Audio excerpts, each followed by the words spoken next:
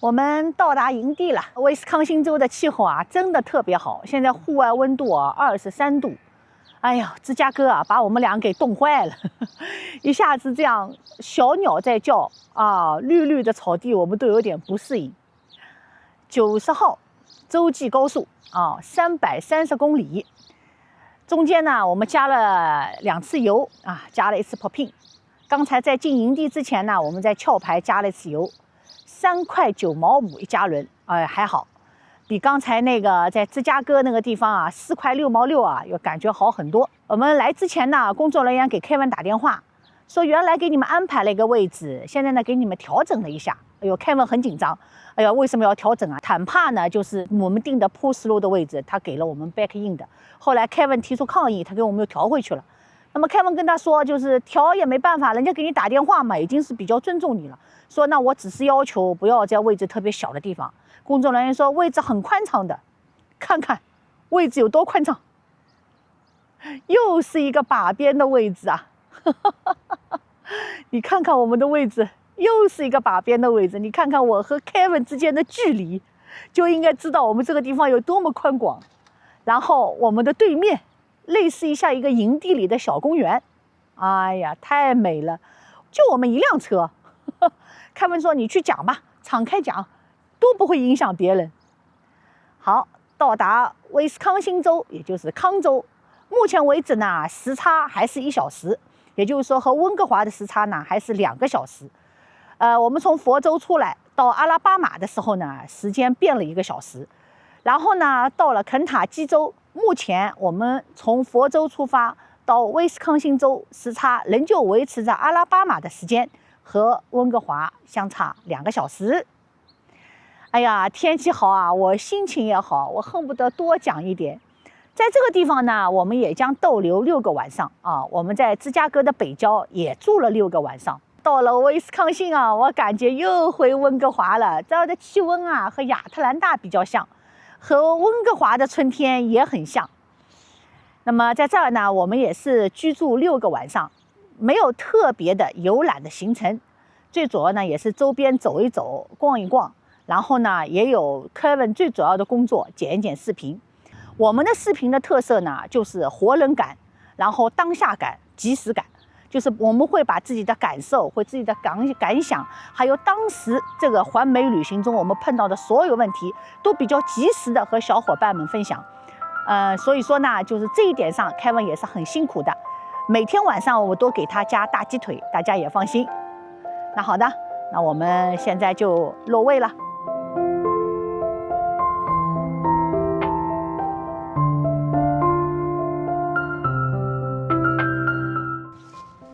这个营地啊，实在是太漂亮了，环境啊，那种春意盎然的感觉。哎呀，真的满山遍野。全家出动，我们到湖边去逛一逛。对，但是刚才看了一下天气预报，好日子就今天一天了。对，我以为这儿不应该啊，威斯康星怎么会这么热呀？我想也是，这儿产花旗参的地方应该是挺冷的呀。又有阳光，又蓝天白云，小花小草。都准备穿个短袖出门了啊！后来还心想，是不是别太过分了，套了个马甲。看一下我们的营位，太棒了！是不是威斯康星州的人还没有开始露营啊？这一片没有多少房车哦。对，它这个设施也很齐全。这个草种的，咱也不知道这就长这么好草啊，还是特意种的。反正总之环境特别好，绿意盎然啊。而且进来的时候就路过那个湖区，去那湖边看看怎么样？这个营地体量非常大呀，而且啊，你看，整个这一圈啊，它是几层的方式。都可以有比较好的 view 的风景，没错啊。它最上面一排好像小木屋一样的啊，应该长期住户。最上面一排，然后你看中间还有一排，那大巴车在中间，大 A， 然后下面这还有一层，它正好它给你错开了，错层，就像那个体育场里的看台一样。梯田，反正都是屁股冲着这湖。那边才是真正的湖景啊！而且你看，我们站这儿其实也是一排。哎，对的，这一排也很好。这体量大呀，整个这一片肯定是露营季节还没到。对，因为到明天最高温度又只有14度了。我们到湖边看看去。狗子沐浴在春光里呀。哟，狗子前面有一个狗子，打前面有个狗子吗？狗子哦，在这边。啊，这是一什么花呀？樱花呀。啊，樱花呀，粉樱啊。晚樱。开的真好。哇哦，今天风有点大。但是温度好，风大也就无所谓了，不像芝加哥，哇这柳树都开，都长出树叶了吗？哇，这盐湖的景区真好。它这个营地就是这种，哎，用你的话讲就养老房吧，养老房和这个营地啊联合经营。对，好像 TC 的营地啊，就是必须要靠养老房来托底啊。它的露营地太大了，根本就经不起，就是风吹雨打。像我们房车来的，都是一般就是这个季节来啊，不好的季节也不来。所以它就是两头堵吧，然后把这个经营风险啊降到最低，然后利润最大化。看来这个夏天的时候下船也很多哦。对，你看它这个河埠头很多。今天站在这儿啊，感觉这个风啊吹过来，哎，很舒服。哇塞，这风要换在芝加哥啊，我天哪，真的，我直接棉帽子一兜跑了。今天说不定芝加哥也能稍微暖和点，说不定。对，这儿温差比较大，晚上温度比较低一些。明天温度只有多少了？1度。对，还是要防止水管被冻啊。今天风有点大。船雾哦，摇摇晃晃，摇摇晃晃。哇，整个这半面全都是这个营地的，大买卖呀。是不是以前是农场主，后来把农场给搞了，就是露营地了？以前种花旗参的。据说他们这个也在讨论啊，说中国为什么没有那么好的营地，或者甚至说就没多少营地啊？就是这前期的投入啊也特別大。就是跟这个加州啊种这橙子一样，你的前期不投入好嘛，后期能那么容易长橙子吗？因为我感觉就是你要花几百块钱去住一个营地一晚，我觉得这个还没有到这个阶段。这个他们中国这边的啊，他现在买房车还都是本着目的是买上了房车就省了酒店钱。哎，对的，大家其实并没有想过整个维持这个房车生活，废水其实是要有整个社会支持的。这个废水啊，没有地方排，都是直接把那个 Class B 啊 C 的把那个抽屉盒啊，就往那个服务区里的马桶倒。哦，是我前几天啊，看到就是跟那金星搭档那沈楠啊。他分享说，房车的这种美好啊，根本不是那么回事儿，说给他恶心的。这只是一个方面啦，对吧？比如说我们这个加油站，其实并不支持你拖了房车进去加油的。没错，没错，都很狭窄啊。你万一给什么东西撞了呀，对呀，或者怎么样？没错啊，就根本不支持你这样打弯的。我觉得 B 大概稍微好一点，就是像我们这种拖挂，中国那个就是最支持的，就是在高速公路里边、服务区里边，这都是 OK 的。那就没有电啊，这是最大的问题。对，没有电，冬不暖，夏不凉。对，怎么解决？水可以一桶一桶灌进去，排怎么排？起步阶段吧，慢慢来吧。对，哇，这都这么多花啊！啊，这个季节这里真的是春暖花开。这就是那个养老房，都是。他们占据了最好的那个湖景的位置。那谈判跟营地谈判买，我要那个。哎，你看，就这个位置我觉得超好，对吧？你看，他自己剪的。他那个 deck 也修得很好。对，也可能今天阳光好，趁着就是更加就是有感觉。没错。其实就是美国人在这样的地方生存啊，他这个住房成本和压缩非常低。没错。你要是自己有一个房车啊，稍微一改造啊，你都不用建房成本了。这个就是房车呢，它就是架了一个抬高的台子，也可以拖走。你看前面这都是房车。这也是一种生活，原来我们并没有涉及到，也不了解。然后每个月呢付一定的租金给这营地，也不用交地税了。哎，它就相当于交给营地了。而且我觉得还有一点也不错，就他这营地里啊，就是这样的养老房里住的都是年龄相仿的。嗯。然后你可能也是比较喜欢房车，或者是从房车生活退下来了。那这不是55加了，这都是65加。他这随便你喜欢你随便买啊，跟年龄无关呀。不，我的意思就是这个小社自己迎合的小社区啊，形成的小社区啊，它就不是55加了，就65加了。就是个小社区。嗯。他这些房子也跟市面的房子一样，也有一手的呀，也有二手的呀，你也可以改造啊。我觉得就像那个公寓啊，转租，你可能签了几年的租约啊，没错，然后你不想要了，你就是转出来。连着这个小房子或者这房车一起转的也可以，你都清空了也可以，都是比较灵活的，根据你自己需求。总而言之，负担轻啊。但我看他们这些老头还都愿意在门口弄一弄花园什么的。对对对，也享受一下这种独立屋的感觉，其实是一样的。看这年龄啊，都不小了。有一些应该在中国就要有阿姨伺候了，就。他们只是把阿姨的钱都省下来，就是换一个更好的环境生活。他们更愿意这个。甩掉一点固定资产，增加一点现金流。他这个有一些，说不定以前也是房子套了现之后，把这个用于生活，用于旅行。你看那大游轮上，哇，全是老头老太太。不是，那对于老年人来说，这个资产只是一方面，最重要是现金流。现金流就证明你每个月可以花多少钱啊。就是一个大公园啊，又有山又有湖啊。还有大大的草坪啊，孤独的在这里啊。我看着这些绿油油的草啊，特别开心。凯文第一反应就是，晚上会有蚊子。对对对，我怕晚上有蚊子。个人各想啊。这火坑是真火坑啊，它是真的坑在里边。我原来叫火坑，你还不愿意，你不要叫火盆。你看它烧的大木头，好嘛。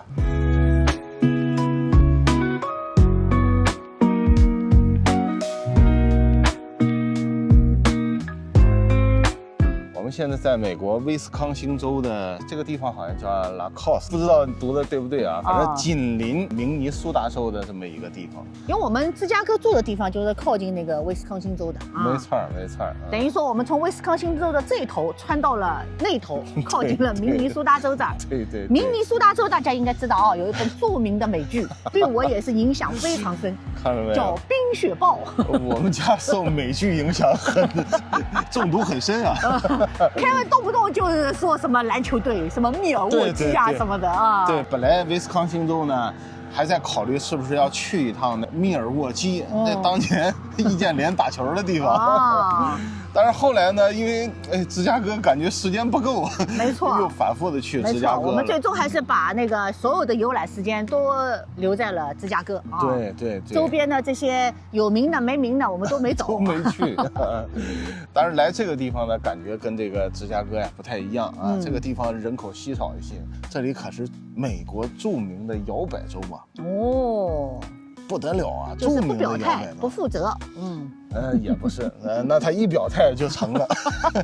就是说，美国总统啊，不是加州人选的，不是德州人选的啊，其实倒是这几个摇摆州选的。对对对，这我听你说过啊。对，这是全世界一个比较特殊的民主案例啊。我出发那天就说了，我对那个威斯康星州的印象呢，就是花旗参的印象。但是人家这个州呢，其实最厉害的呢还是奶酪。它是美国的奶酪之都。到了超市里，我们昨天去逛了逛啊，好像要选不出我们特别喜欢的口味，就没买。卖到全世界的东西未必在本地卖。这倒是。这个营地啊，就是早晨啊，工人刚来剪过草。你看我们后面这个草全是青草香。对，现在是阵阵青草香啊。这个地方啊，离那个明尼苏达呀就差一条河。美国著名的密西西比河。冰雪暴呀。冰雪暴。冰雪暴呀，当时对我的印象太深了。看了第一季啊，我是气的都饭都不吃了，真的。冬天寒冷给人印象很深刻啊。我们今天也去看看密西西比河去。好，密西西比河。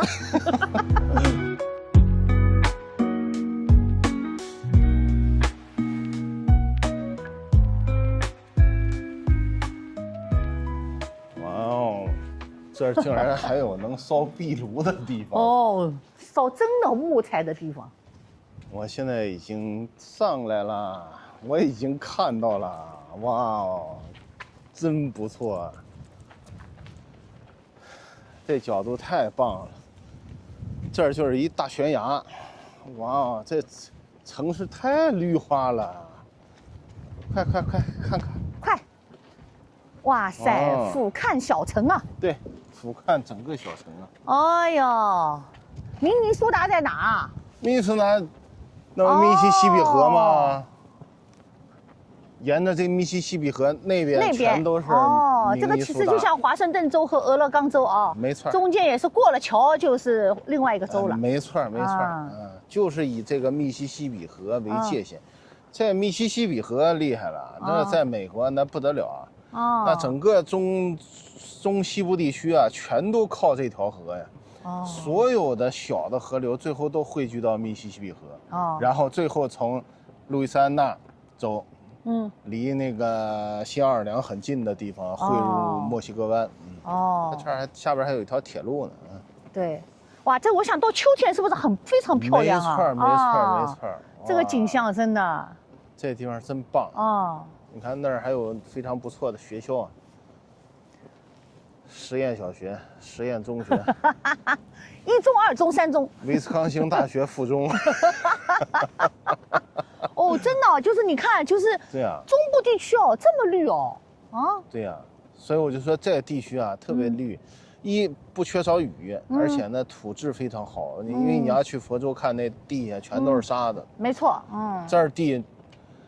你种不种草，它都是草，这个跟温哥华就有一点像了，特别养人，你看佛州那草啊，我最初不认同它为草，后来一看哪儿都那草，那我就习惯了，它就是沙上面的草，没错，它那种草特别粗，特别硬，然后那个你也不用太管它，好像，因为当然越细越好了，你高尔夫球草地为什么那么细啊，对吧？当然，它那个草。品种有点像夏威夷，但是呢，夏威夷又长得特别密、特别绿，佛州还做不到这一点，没有夏威夷下雨多。这小城规划、街道啊，这个绿化呀，真棒。哎，我就在想着秋天哦，各种颜色啊，对吧？这个地方就是看来啊，绿也不能单独只有一个绿。本来这 park 呢，我以为没人，谁威斯康星州谁跑这儿来旅游啊？而且这是一个小城，又不是密尔沃基啊。还真有几个呀！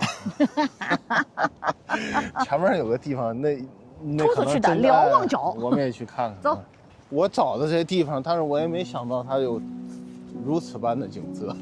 没错，这登高之后，这个城市的绿化规划怎么这么好？对啊，可能平面的摄像机啊，未必能够拍得到这种感觉啊。对，因为这是一个非常立体的，即便这个悬崖的观望点。瞭望台也是快360度悬崖了。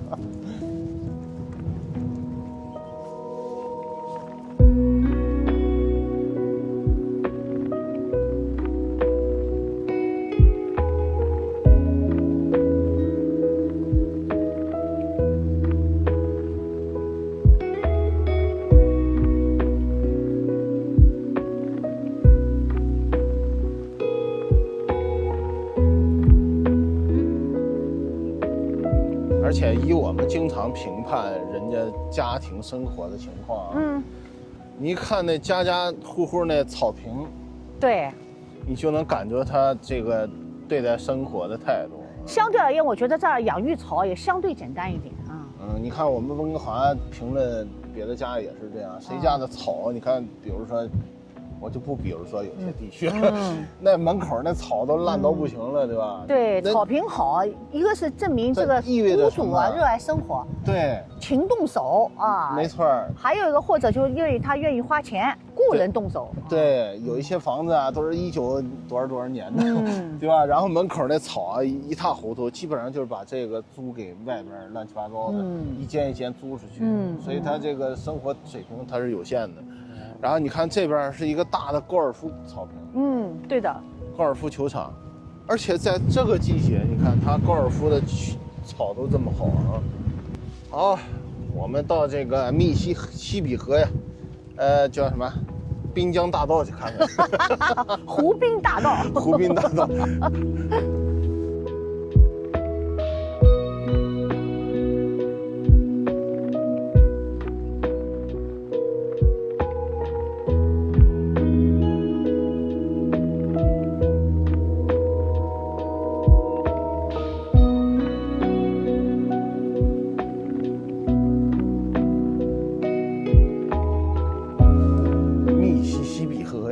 我也是第一次这么近距离啊，还在河边上溜达。对呀，以前就是做世界地理啊，上课的时候听到过这些河流的名字啊。对对，也是难得了。哎呀，但是在这儿啊，还属于比较上游的地段啊，因为它的发源地也无非就是明尼苏达州啊。对，也就是这隔壁那个州呗。这儿也不能再北了，这儿北都已经北到加拿大了。哦哟。这儿的人啊，都特别迫切的感觉希望夏天的到来啊。我们俩又是围巾又是帽子，他们都一件单衣一件衬衣，证明这儿夏天实在是太短暂。如果他们再不大胆一点啊，那这个一时半会儿穿不上。对呀，就是啊，我们刚才来的路上，两个人还在说，他们着急穿夏装。对，这一年时间大概应该最起码6、7个月都属于正宗的冬天啊。小镇的感觉真好，马路边一停车就行了，也不随便停，考虑交不交钱。对，景点也不收费。这个但是你要耐得住这种小镇的寂寞啊。这个就是沿着这个河的这个滨江公园。那对岸就是那个明尼苏达州了吗？对啊，对面就是明尼苏达州啊，通过这个桥。通过这个桥哦。而且那个。竟然还有一个游船一样的，我怀疑他们夏天说不定也有这样的游览活动啊。那当然了就属夏天能在户外溜达了啊。要不是环美这样的旅行啊，谁能想到这辈子还会来这样的地方？对呀，我也实在想象不到，我能，哎呀，田纳西州、肯塔基州，啊，伊利诺伊州，哇塞，威斯康星州、明尼苏达州。昨天去超市采购。Melody 还说呢，哎呦，在这儿会有亚裔吗？没有，一个也没看到。别说华人了，常住应该很难。而且黑的也不多，非裔也很少。然后我的观点呢是，大概这个地方，这种产业或者各种的这个圈子，也不是亚裔能够混进来的。他们比如本来就是畜牧业呀、农业呀，最主要是畜牧业，我看那。服务于本地的这种服务业，那华人也不太愿意做，那自然就是华人聚堆到大城市去了。看来啊，这个密西西比河应该是有游轮的。维京游轮。6月中旬到10月中旬，一共4个月能够在这里停船。这不就停游轮的地方吗？这个就是那个。刚才我没觉得是停游轮，但是他这儿写了这个他的这个时刻表，我才知道这儿原来是停游轮的地方。就跟那个中国长江游轮一样。是啊，维京游轮嘛，在欧洲开的比较好。它也是在河里走。看到没有？哎呦，到了呀！哎呦，到了。WI。这个桥看来也是这个城市的一个标志性建筑了啊。对对对。因为我们刚才看过了，就是可识别的小镇的建筑并不是特别多。往往这种小镇上，要么是学校，要么是教堂特别辉煌，其他的都没有那么辉煌。今天呢，我准备换一下空气滤芯儿。上次换呢已经是在温哥华了。而且我上次在德州换机油的时候啊，并没有换。F150呢就在这个地方。卸下来之后，这个基本上我现在已经几次了，都是我自己换明显能感觉到我这个已经非常脏了。加上拉房车吧，干重活，就相当于人背着50斤大米爬山一样。呼吸量就要求会比较大一些，那进的脏土啊、脏的空气啊就更多一些。扣上就可以了。那今天我买的这个呢，本来我想买我原装的品牌是 Motorcraft， 当然它这儿没有，我来这儿纳帕，然后它只有2款能符合我 F150的，然后这款呢是比较好的，32块9毛9，那加上税呢是34块8美金，就是在这个纳帕零配件，这个已经非常普遍了，在北美，在温哥华我们家旁边也有一个纳帕所以品牌值得信任。价格呢就是正常价格，它也没有优惠。威斯康星之后还可以了，税低一点。而且原装的这个Motorcraft 呢，我其实上网去查了一下，在美国和加拿大现在竟然是一个价。以往呢，很多了解温哥华的小伙伴知道，我们都喜欢在温哥华南边的美国边境包裹店，在美国的亚马逊或者 Best Buy 买什么东西送到包裹店，然后包裹店呢，把这东西呢存下来，然后我们呢有时间我们就去这包裹店提包裹。会员费我原来那个是15块钱1年，然后每次取包裹是3块5一个件，如果大的或者重的，那额外再加钱。我们办了3年但是呢，去年开始就不再续了。疫情改变了一切。现在更改变了一切。现在比疫情还可怕。对，是的。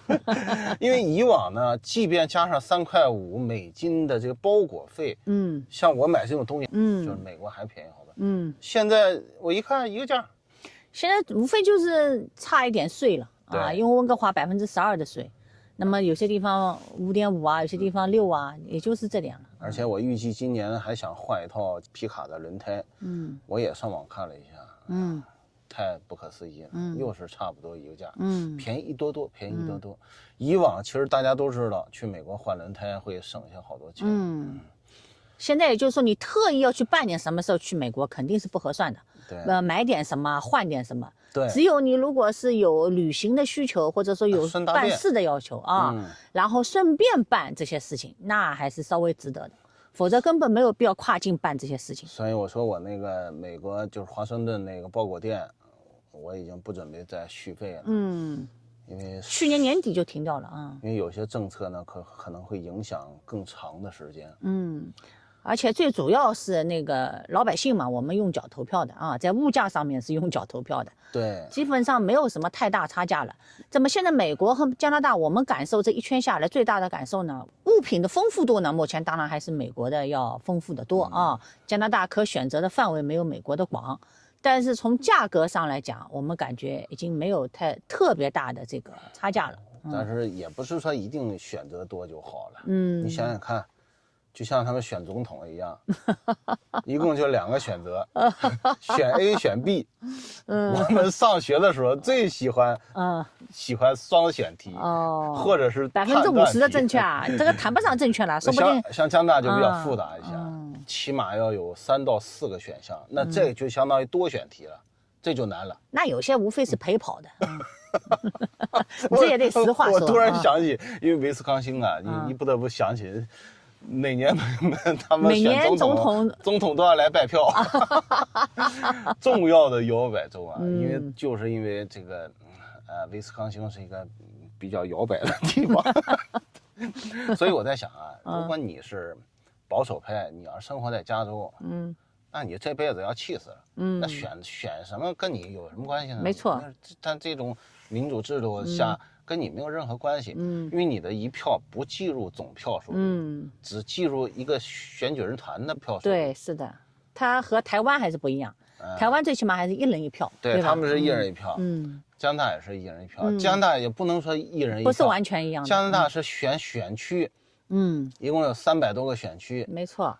你的一票选出来这议员，国会议员，就多一票，他是多一个席次，更细致的小的选举人团。那美国是因为就划分到50多个州嘛，那所以呢，加拿大就会有更多的选择，一般3到4个，最起码一般也会有4个选项。